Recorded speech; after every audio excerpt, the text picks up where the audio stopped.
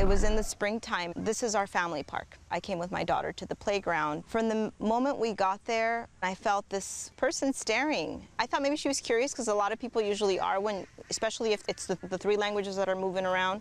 And then at some point, I saw her take just a step toward me. And she said, "Speak English, you're confusing the poor girl." Those two words, speak English, were all it took to trigger Esmeralda Bermudez's most personal insecurities, instantly catapulting the 38-year-old mother to her childhood days in Whittier, where she says racial slurs tainted her otherwise happy upbringing. My initial reaction was to feel this tiny with her, and to feel that she is the superior, that she is the all-knowing American, you know, that can tell me how I should function as an American.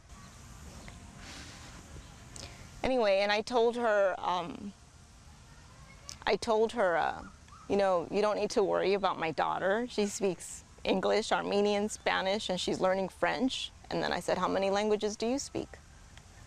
And she said, "I speak English, that's what matters." She said, "How well can she speak any of those languages anyway, speaking that many languages?"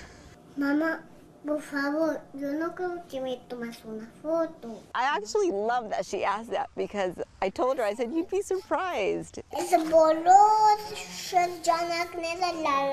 terms of culture and words and... Mamá, ya casi comienzo con la cabeza. Okay, amorcito. And the way she seeks and her curiosity and how open she is to the world and how open the world is to her.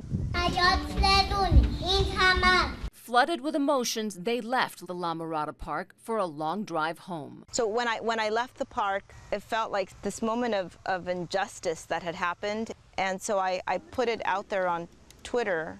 The 10-year veteran journalist says what happened next was completely unexpected. At the end of, I want to say 2-3 days, it ended up reaching something about close to 14 million people. It went worldwide to the far reaches of, you know, the world. And for weeks, the tweet continued to reach millions.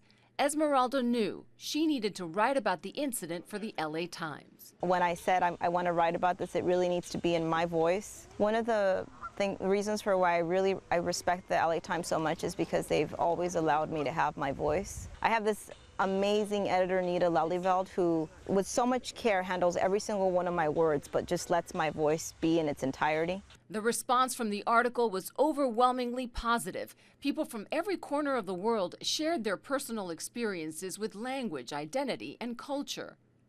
It was such a beautiful thing. It was just this really neat collection of voices, and so we really wanted to capture that. Thousands of others were curious about her family's multilingual home.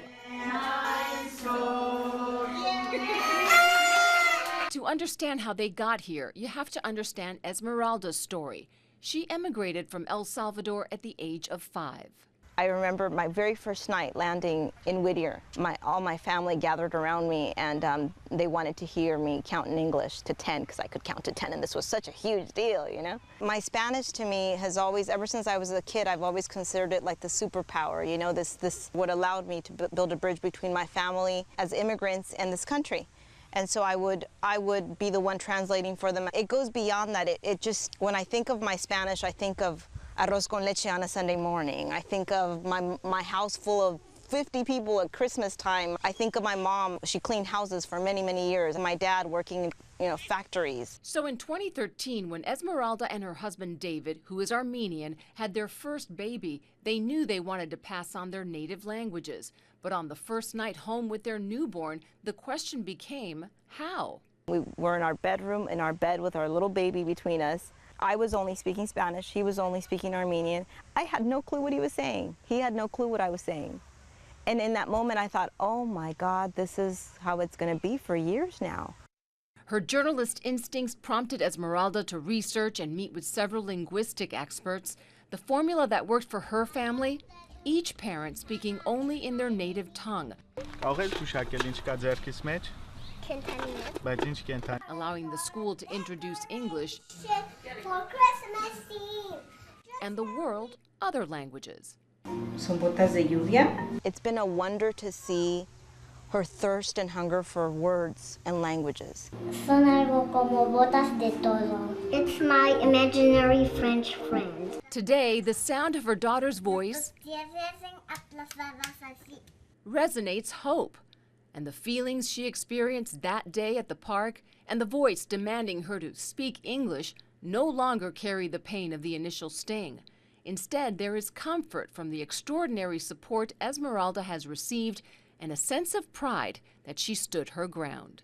I look forward to the day when she picks this up and she says, look, Mama was vulnerable, Mama was strong, Mama was confused, Mama was hurt, but she spoke up.